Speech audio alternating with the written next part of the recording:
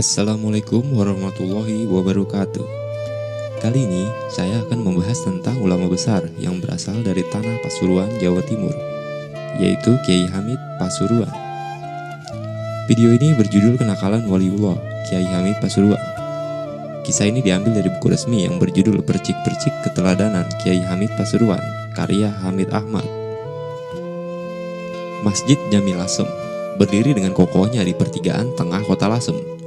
Lasem adalah kota yang dijuluki gudangnya Kiai menurut Profesor Dr. Haji Mukti Ali, mantan Menteri Agama Republik Indonesia dan Guru Besar Agama IAIN Sunan Kalijaga, Yogyakarta. Kota Lasem juga terkenal dengan kota pedas karena masakan khasnya yang serba pedas. Di kota pedas ini, kota Lasem, tokoh kita Kiai Hamid lahir. Tepatnya di Desa Sumber Kepel, Desa Sumber Girang, sebuah pedukuhan yang terletak di tengah kota.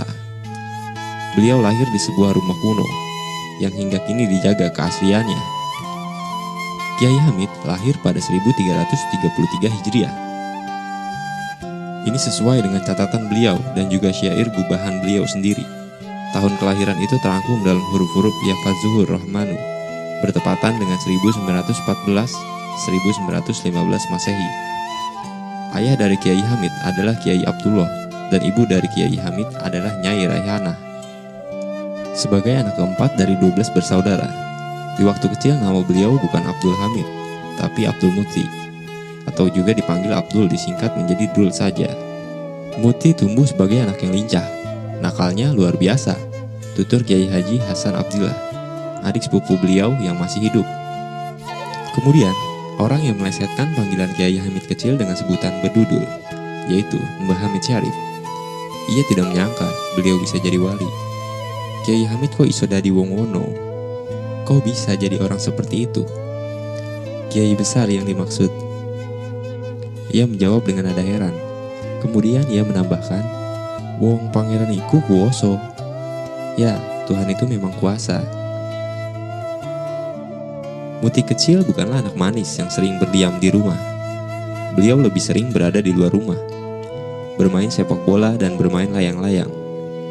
Beliau memang nakal, tapi nakalnya bukan seperti anak-anak sekarang yang suka mabuk-mabukan. Nakalnya beliau lebih ditujukan kepada orang-orang Cina di Lasem. Lasem bisa dibilang kota pecinaan, banyak orang Cina di sana.